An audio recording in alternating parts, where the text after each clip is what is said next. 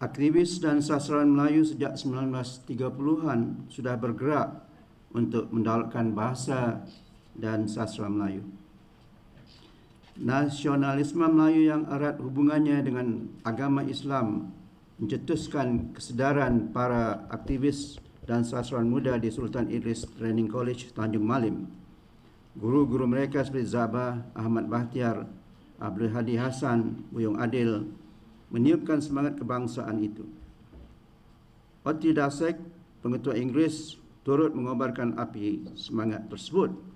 Bakat-bakat muda seperti Syahrul Husin, Harun Aminul Rashid, Muhammad Yasin Makmur, Ngumba, Kasmani Muhammad Arif, Muhammad Yusuf Arsyad menyemarakkan semangat kesedaran dan dalam novel dan sajak-sajak mereka.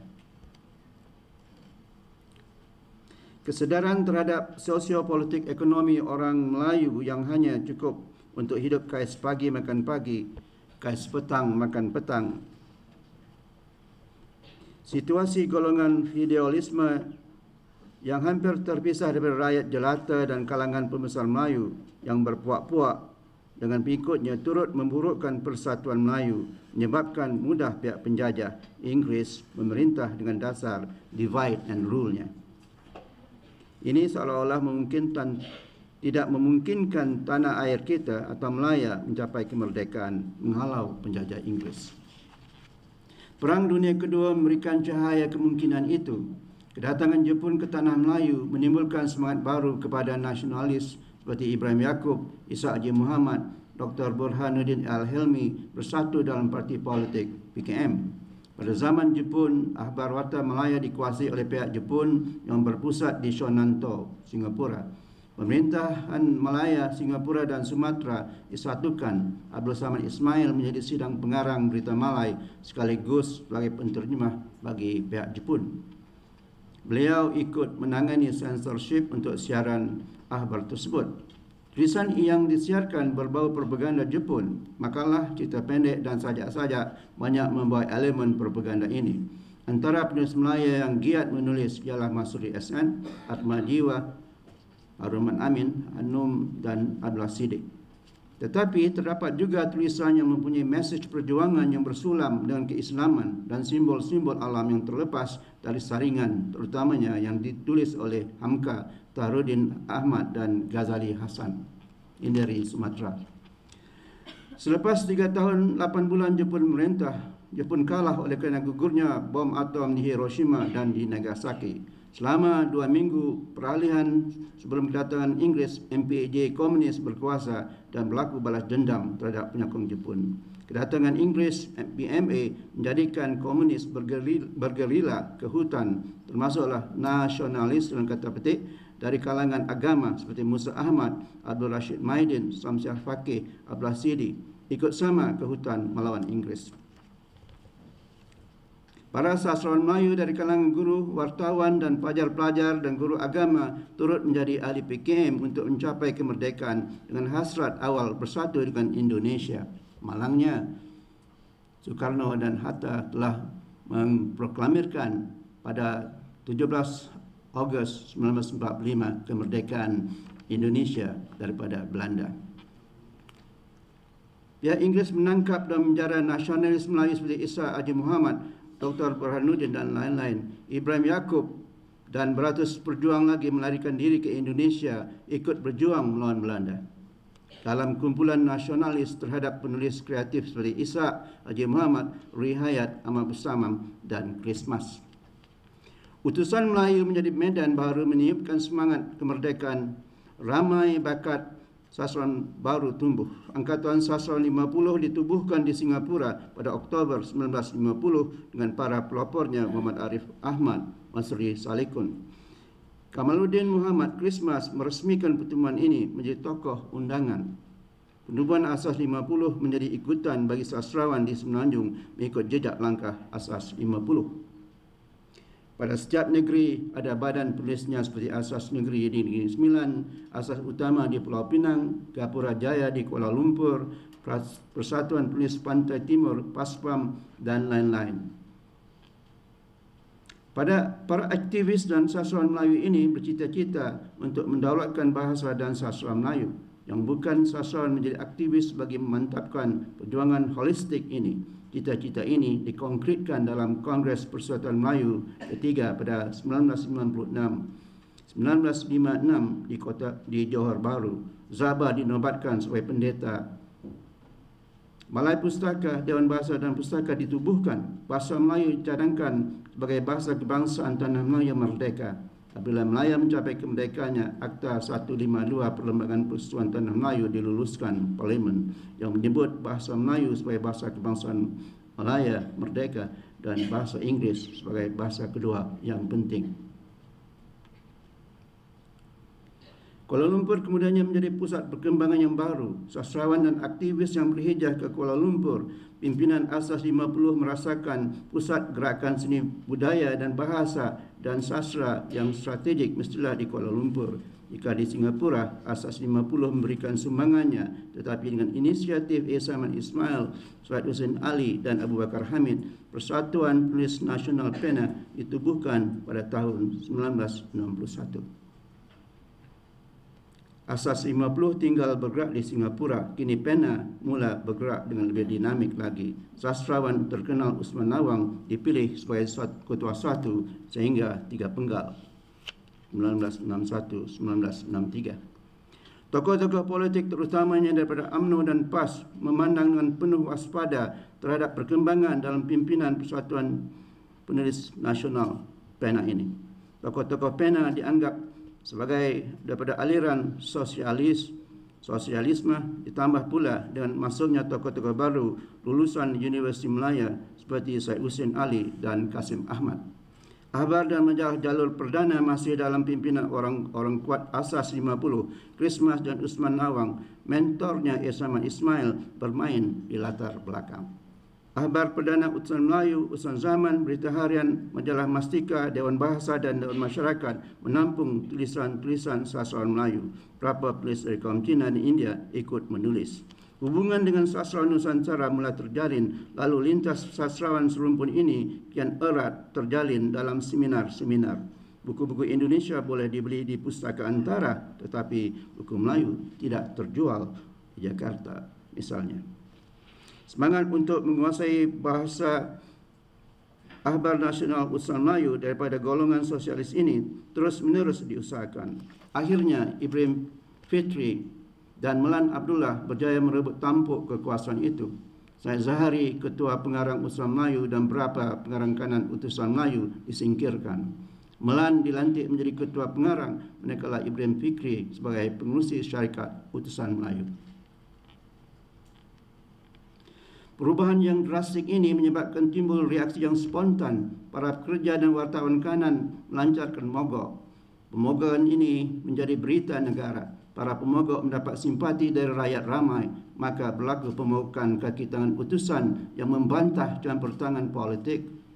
Kekuasaan politik UMNO terus menguasai Utusan Melayu. Pemogokan itu tidak dapat bertahan lama. Akhirnya mereka berpecah mencari sumber rezeki tempat yang lain.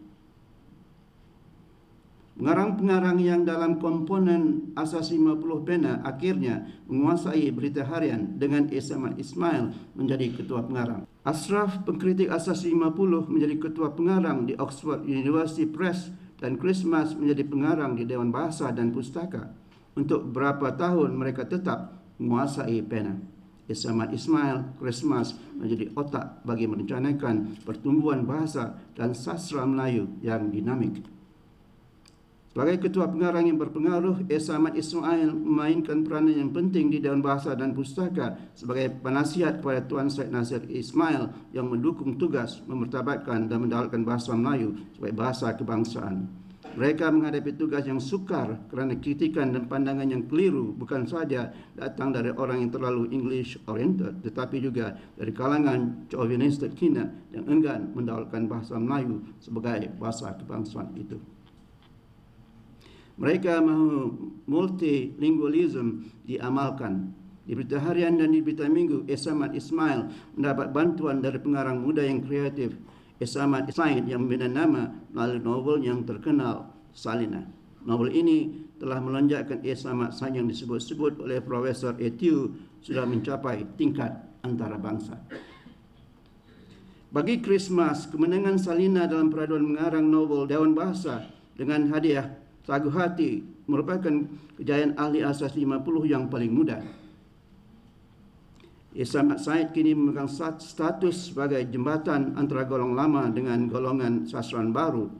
Antara sastrawan baru yang dimaksudkan oleh Christmas adalah Shahnun Ahmad, Kasim Ahmad, Norzah Malungun, Yaya Samah, Yaya Ismail dan lain-lain. Dewan Bahasa dan Pustaka dan Berhati Harian dan Mastika urusan zaman memberikan perhatian kepada bakat-bakat yang lebih baru seperti Firdaus Abdullah, Kemala, Ewab Ali, Badaruddin H.O., Yahya MS dan Adi Rumi.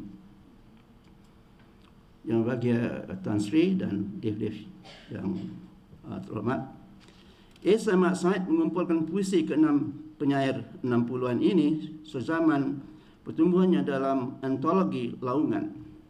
Ini adalah susunan ekoran polemik golongan penyair muda ini dengan pihak editor, akhbar dan majalah yang mengabaikan tulisan mereka.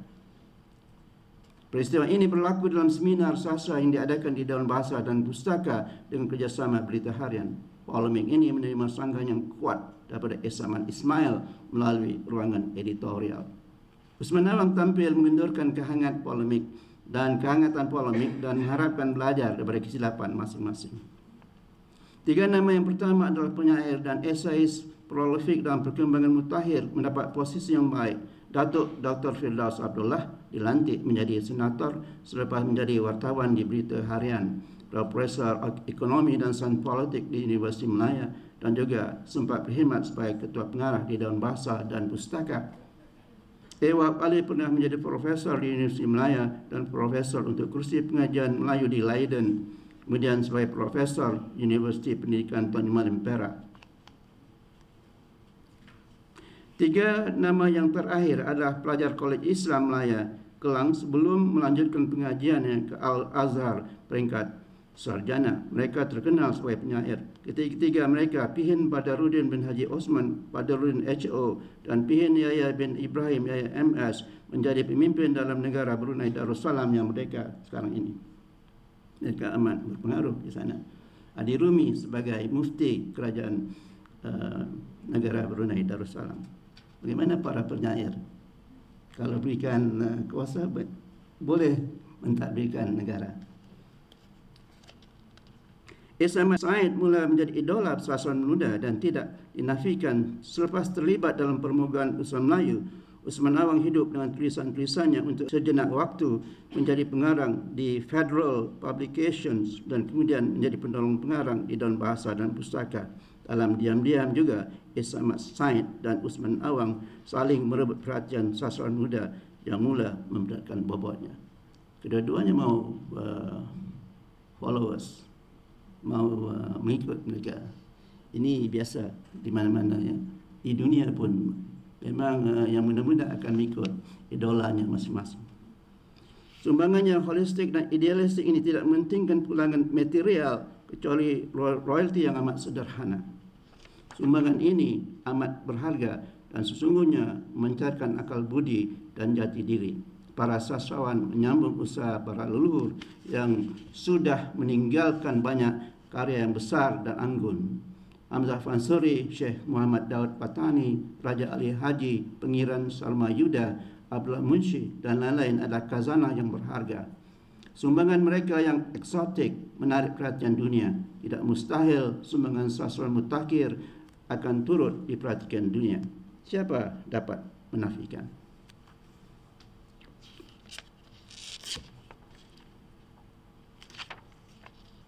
Pertumbuhan pembangunan kesusastraan moden di Malaysia tidak pernah terpisah daripada kesusastraan Indonesia.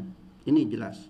Hal ini berlaku sejak tahun 30-an lagi apabila pengarang muda Melayu seperti Harun Abdul Rashid, Muhammad Yasin Makmur, Abdullah Siddiq, Raja Mansur berkenalan dengan karya-karya pengarang pujangga baru Sultan Takdir Ali Syahbana, Muhammad Yamin, Amir Hamzah, Armin Pani dan lain-lain.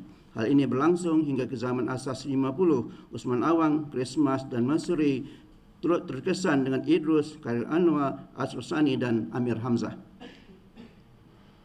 Selain karya kreatif Persa, gagasan-gagasan dalam polemik kebudayaan antara Sanusi Paneh dan Sultan Takdir Ali Shahbana dan pernyataan surat kepercayaan gelanggang Khairul Anwar, Asrosani dan Rifai Apin juga mengalirkan ide-ide yang turut mencanai sekelompok pengarang muda di Singapura pada Oktober 1950, memantapkan pemikiran bagi melahirkan manifesto Angkatan Sastra 50 yang yakin bahawa sastra adalah untuk masyarakat bagi mencapai kemerdekaan, membebaskan masyarakat dari belenggu tahyul, berjuang menentang penindasan dan perhambaan. Tapi ikatan utuh yang menerima sastra Indonesia di Malaysia itu sudah berlangsung sejak zaman sastra klasik lagi. Selain Abdullah Munsyih yang sama-sama diakui sebagai pemula sastra baru, mereka juga menerima Hamzah Fansuri sebagai tokoh yang membawa roh tasawuf Islami, yang sekaligus mengangkat bahasa Melayu sebagai bahasa yang dapat mengungkapkan alam filsafat, kesufian dan rohania. Mereka dapat menerima Rangga Warsito, Raja Ali Haji, Syekh Ismail Pantekolu, Nuruddin Arini, Abdul Rauf Singkel sebagai pengarang yang mereka warisi kesastranya di Nusantara. Pada tahun 1973, sebuah seminar kesusastraan Nusantara diadakan di Kuala Lumpur, mempertemukan sastrawan Indonesia dan Malaysia waktu itu. Yang hadir antaranya adalah Gunawan Muhammad, Ismail Hussein, Baharudin Zainal, Abdul Hadi WM, Lutfi Abbas, Abu Bakar Hamid, Harry Avling, J.U. Nasution, Shanun Ahmad dan Umar Yunus bagi memecahkan beberapa persoalan bersama. J.U. Nasution misalnya nampak betapa wajarnya hasil kesusastraan itu ditanggapi melalui wadah ilmu kesusastraan, filologi dan lain-lain, memerlukan pengetahuan tentang sastra Malaysia, Indonesia moden dan klasik Nusantara. Seterusnya, pendekatan amat diperlukan terhadap sastra dunia, kepelbagaian teori melalui sumber terjemahannya. Semenjak itu, pertemuan demi pertemuan dihadiri sama ada di Indonesia maupun di Malaysia. Seminar dirasmikan oleh Perdana Menteri Malaysia Datuk Abdul Razak Husin menanggapi Syahnun Ahmad dengan ranjau sepanjang jalan sebagai pengarang Melayu yang boleh disamakan dengan Victor Hugo. Suara-suara mahukan lalu lintas buku itu dimanfaatkan. Soal pengajaran dan penerbitan usaha bersama dijayakan, timbul tenggelam juga di sana-sini. Sayugia disebutkan pelbagai pengakuan terhadap sastrawan dalam bentuk hadiah seni di Indonesia, Sea Right Awards, Anugerah Sastra Negara, Hadiah Sastra Perdana, tapi soal pokoknya sejauh mana masa mengenal karya sastrawan yang berbobot tersebut. Keseluruhan bandingan juga berjalan di Malaysia dan Indonesia, terutamanya oleh Suripan Sadi Hutomo. Almarhum mempunyai dokumentasi lengkap tentang sastra Malaysia di rumahnya. Di Universitas Sumatera Utara juga mempunyai jurusan kajian Malaysia.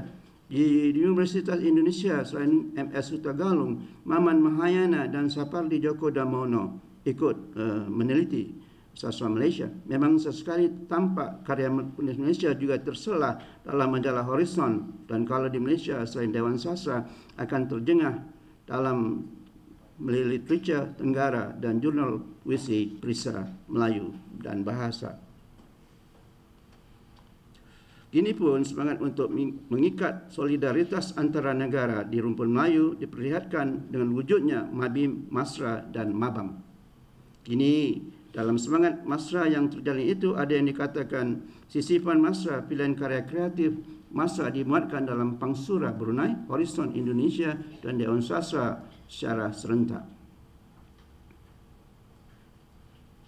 Sagia disebutkan silabus kesusastraan Melayu pada peringkat menengah rendah dan menengah atas sejil tinggi persekolahan seawal akhir 50-an sudah menggunakan teks kritikan dan kajian, teks puisi dan novel Indonesia seperti Pokok dan Tokoh, kritik dan esei, Angkatan 66, Kil-Kil Tajam, Yang Terampas dan Yang Putus, Nyanyi Sunyi, Keluarga Gerilya, Siti Nurbaya, Salah Asuhan, Atis untuk teks dalam silabus kesusastraan tingkatan 6 ya. Pada peringkat universiti, pembicaraan ini telah lebih mendasar dan mendalam lagi. Dalam tahun 60-an dan 70-an, tidaklah mengherankan sekiranya H.B. Yassin, Mohtar Lubis, Ayub Rosidi, Umar Khayyam, Rendra, Taufik Ismail, Selamat Sukirnanto yang sempat singgah akan tercengang bengang sekiranya ada anak-anak muda membicarakan tentang H.B. Yassin, ya, tentang Umar Khayyam dan juga tentang Khairil Anwar dan Amir Hamzah dengan fasih. Bagaimana yang terjadi? Hal ini adalah refleksi daripada silabus yang bertahun-tahun ditanamkan oleh Kementerian Pendidikan Malaysia itu. Pihak wewenang merasakan kita dalam jalur yang betul apabila mengutamakan kesatuan Indonesia dalam konteks sastra Melayu di Malaysia. Lagipun, apa salahnya adik memungut semangat yang baik dari abangnya di Indonesia? Lagipun, semangat Melayu toh masih tebal dalam jiwa novel Abdul Muiz, Marah Rusli dan puisi Amir Hamzah.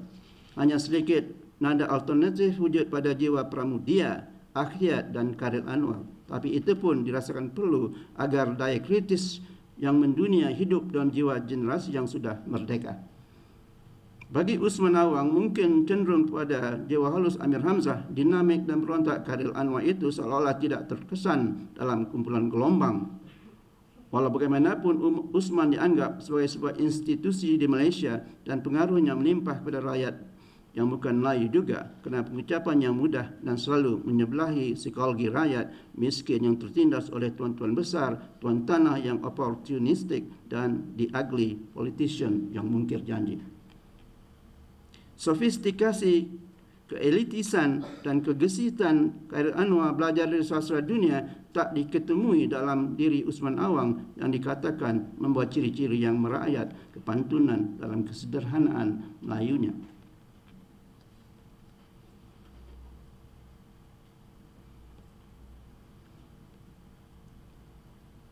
Hanya atas kesedaran para pembimbing seni kreatif yang sedar betapa wajarnya nama-nama besar yang menjanjikan dalam penulisan puisi di Malaysia seperti Usman Awang, A.S. Amin, Latif Muhyiddin, Anis Sabirin, Kasim Ahmad, Muhammad J. Saleh, Bazin digandingkan juga dengan Khairil Anwar, Gunawan, Sustarji, W.S. Rendra, Ramadan, K.H., Saparli Djoko Damono, Abdul Hadi W.N. dan Taufik Ismail, dan termasuklah dari kelompok generasi 2000.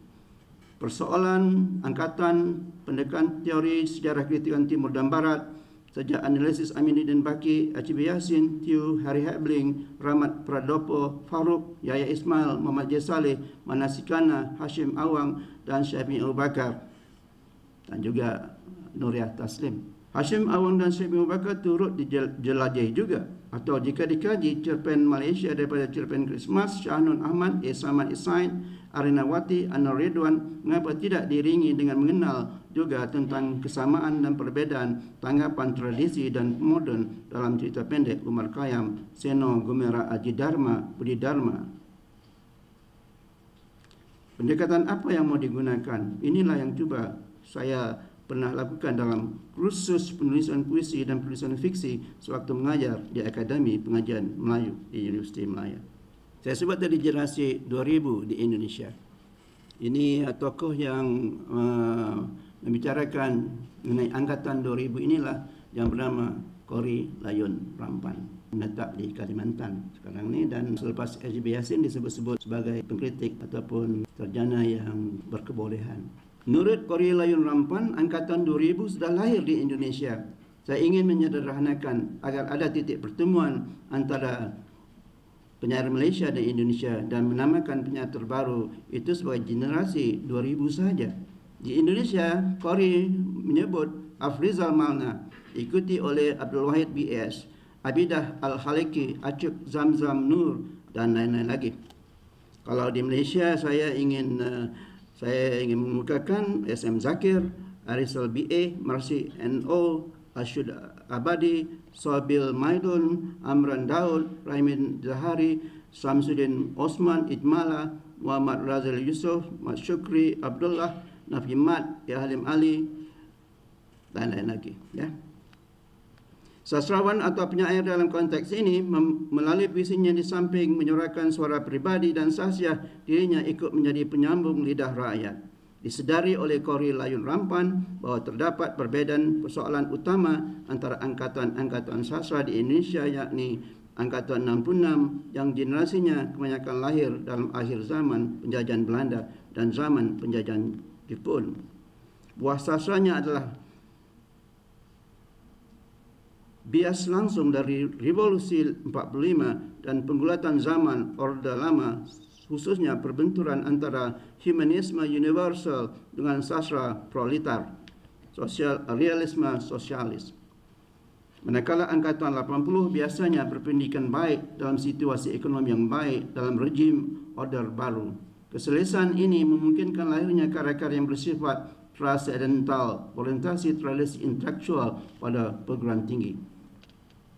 Pada Angkatan 2000 ini ditemui rampan wujudnya apa yang dikatakannya pemberontakan estetika.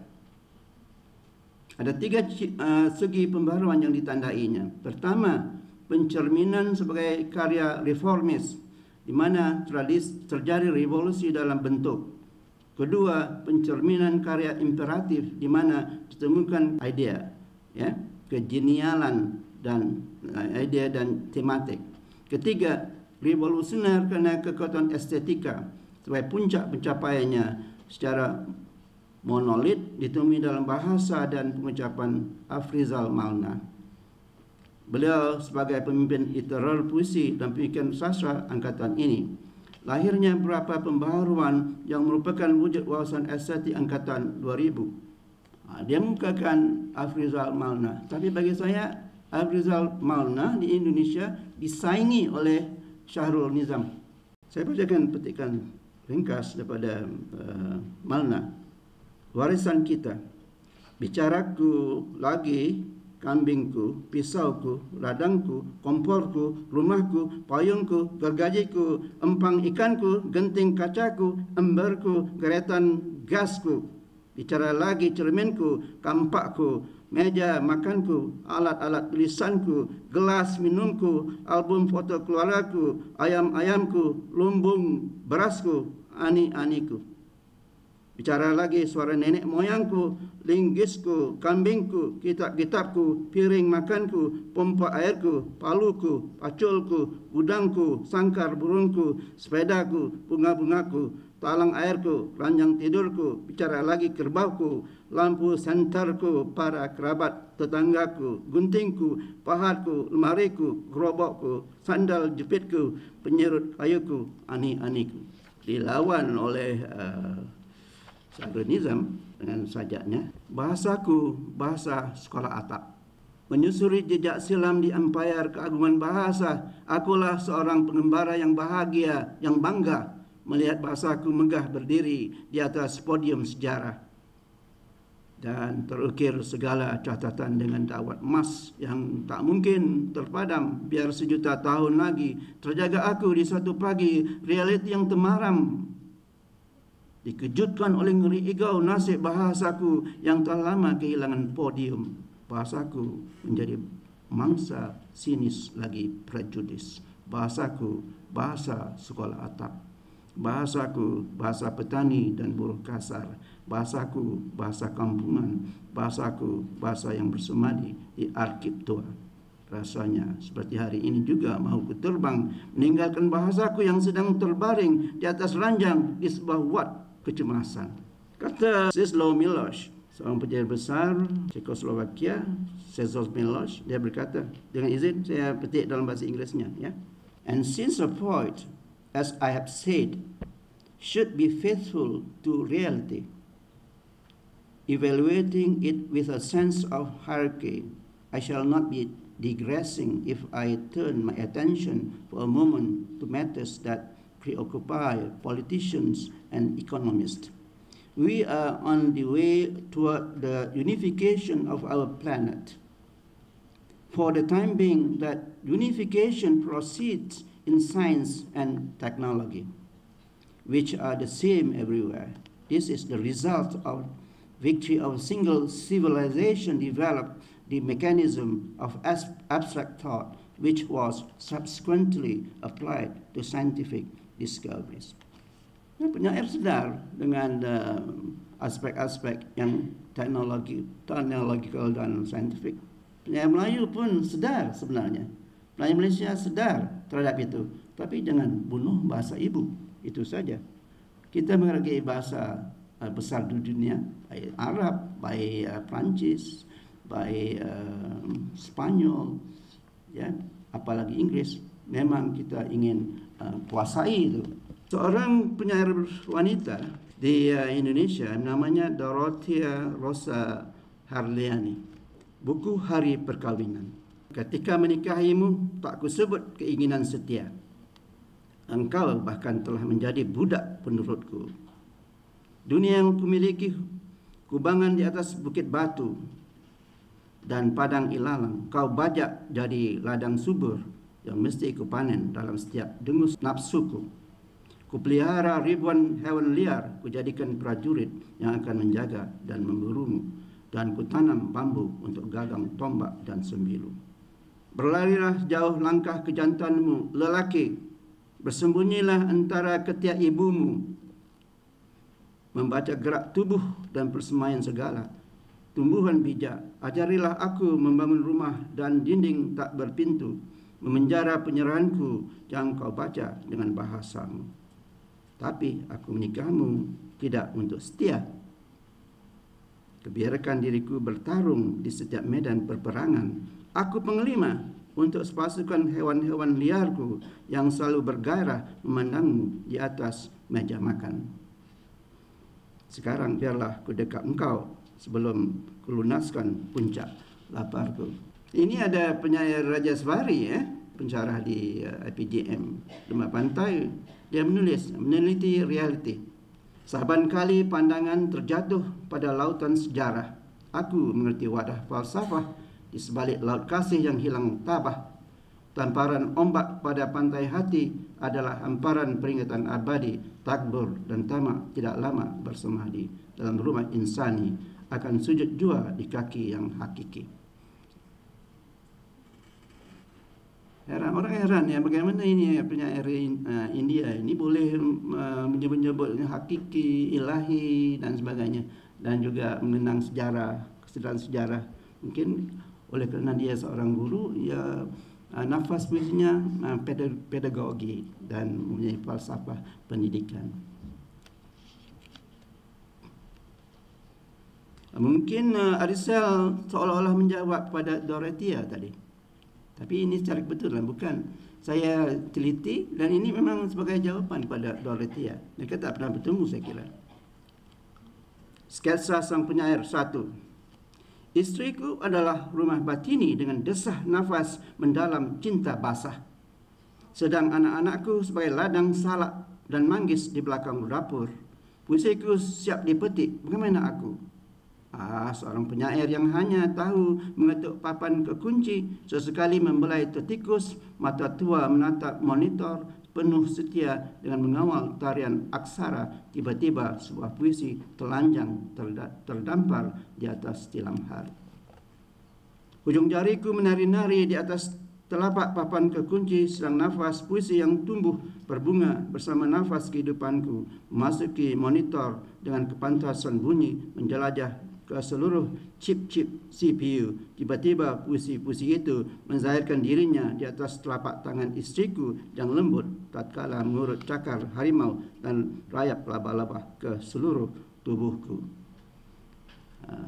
Dia penyair Melayu ni mau istrinya tu sebagai istri Melayu lah, ya, setia dan sebagainya.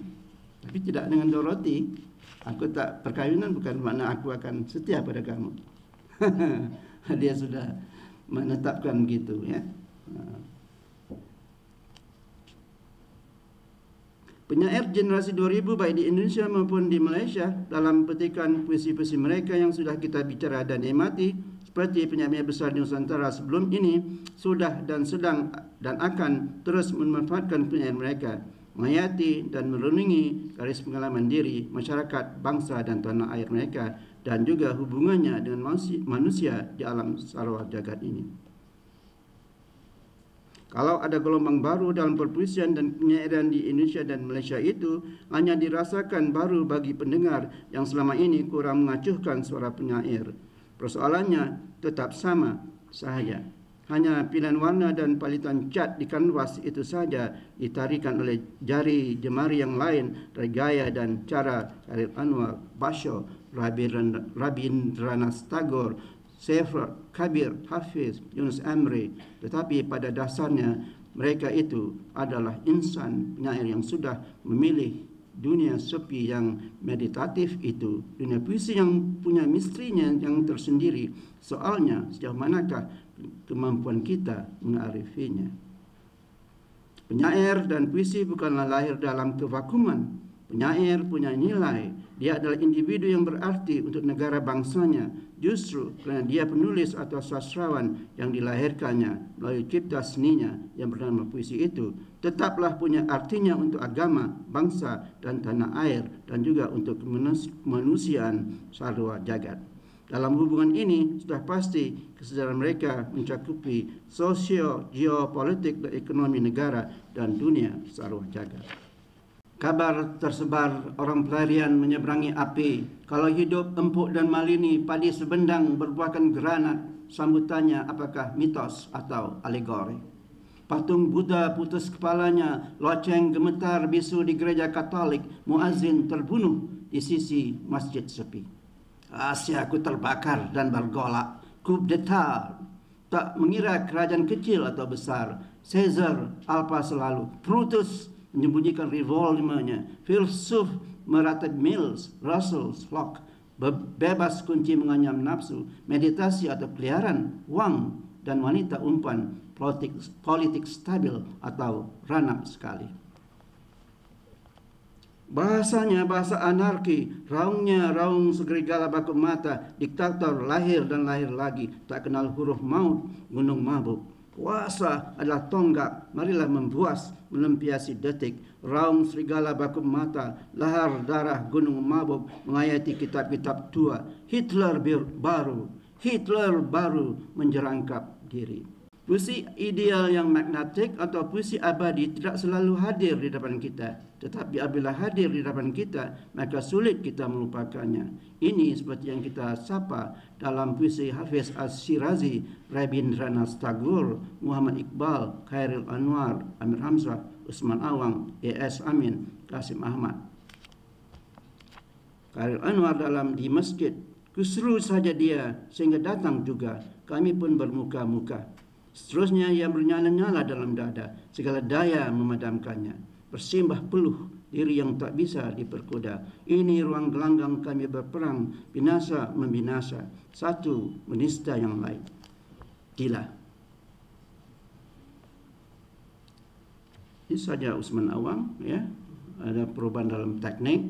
Setelah dia berkunjung ke Eropah dan Amerika, kita lihat sajaknya lebih menjurus pada 1943 Khairil Anwar tekniknya. Salji hitam, pembelaan kepada perjuangan orang-orang kulit hitam di Amerika. Salji tak ada hitam, ya, tapi bagi Usman sudah ada paradok di situ, dia gunakan salji hitam sebagai suatu kuasa. Salji hitam, dedaunan pine di remang bulan merah berjajar mengisi sesak kota, bergerak dan bergerak seperti pepohonan di mata Macbeth. Di sini salji lain warna, hitam, hitam, hitam, warna paling gagah, itulah warnanya.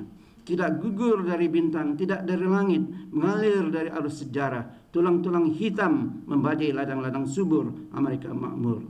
Salji hitam, hitam, hitam sekali warna, gaung gema, we shall overcome. Di selatan, di utara, di mana saja, hari ini, sekarang ini, paling gemilang, salji hitam. Puisi Khairil Anwar tadi, lokasinya di masjid.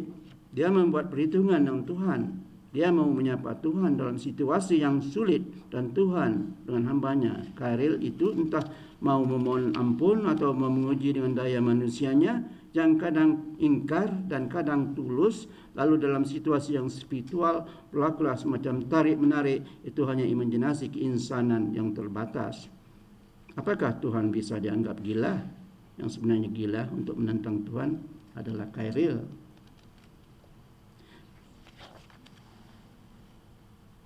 Kita menikmati paradoks yang hidup dalam salji hitam. Usman Awang memancarkan sikap utuh perjuangan kulit hitam Amerika menentang penindasan berzaman. Usman dengan imajinasi yang hidup meletakkan kehitaman menjadi warna yang suci sehingga salji memutih setelah bertukar menjadi salji hitam. Dengan mengucap syukur kehadirat Allah Subhanahu wa taala, saya mendapat kesan yang positif bahawa Persatuan dan Kesatuan Nusantara Melayu Raya Numera sudah berjalan di atas landasannya yang betul.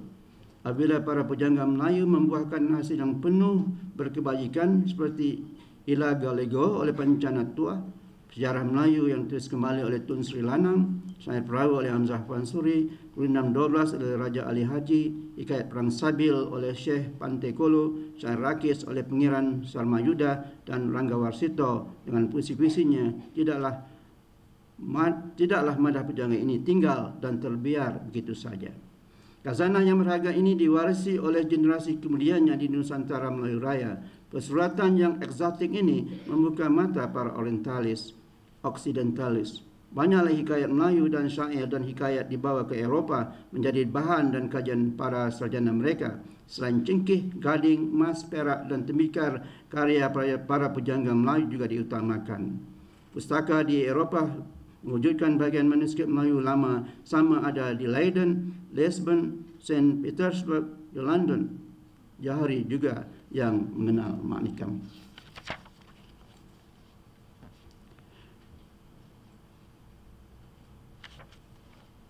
Selepas Abdullah Munshi terdapat kelompongan atau kevakuman yang panjang sehingga ada yang menganggap literatur istot sastra Melayu sudah mati.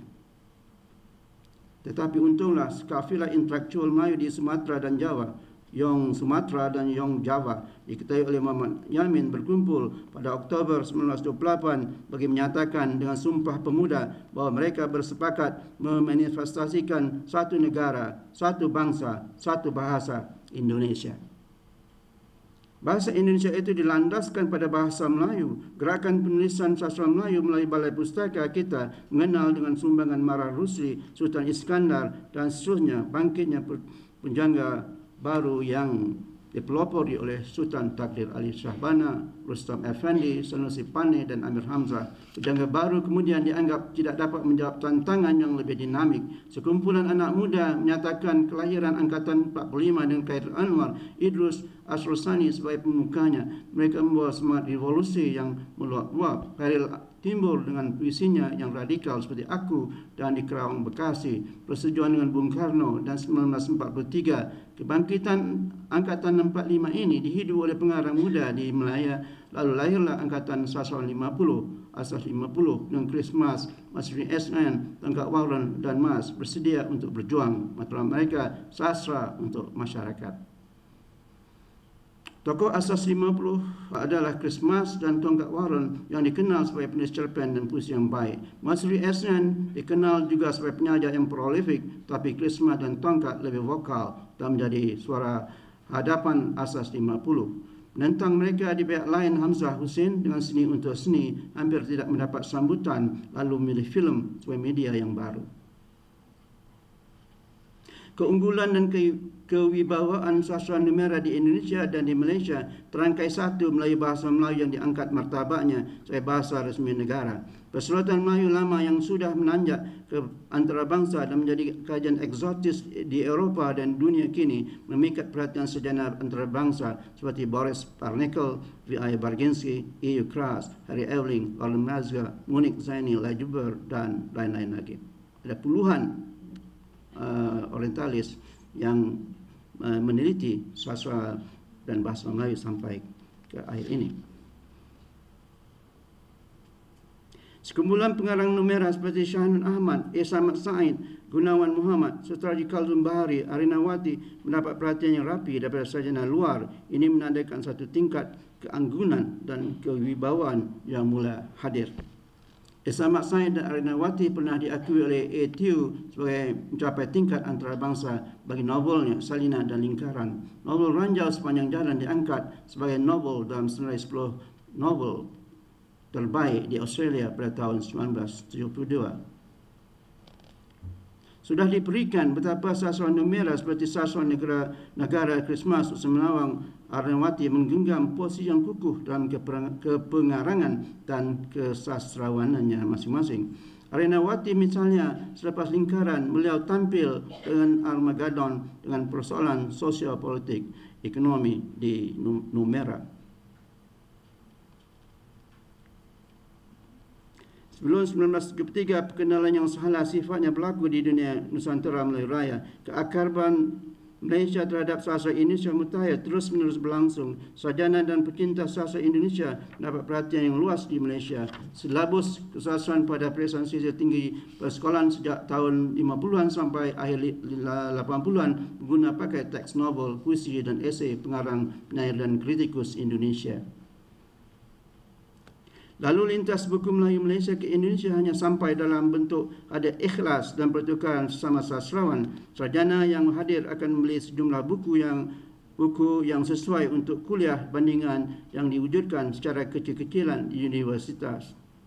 Sarjana seperti Sapardi, Maman Mahayana, Haji Muhammad Samin dan Budi Dharma banyak mendorong kajian dan kuliah secara komparatif di Universitas Indonesia, di Universitas Sumatera Utara dan di Universitas Negeri Surabaya.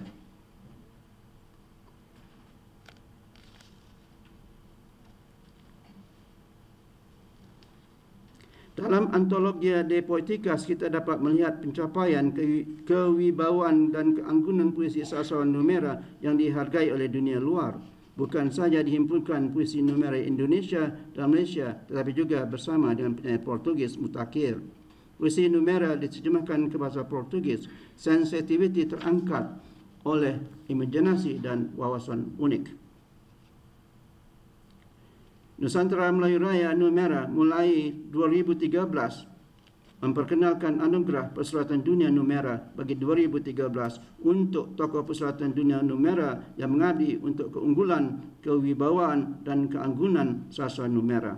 Apresiasi untuk ini wajar berjalan serentak dengan penerbitan dan kreativiti. Insentif dan apresiasi akan memacu para sastrawan kita dalam cipta sastra mereka. Pihak Masra sudah melakukan ini tapi belum secara maksimum.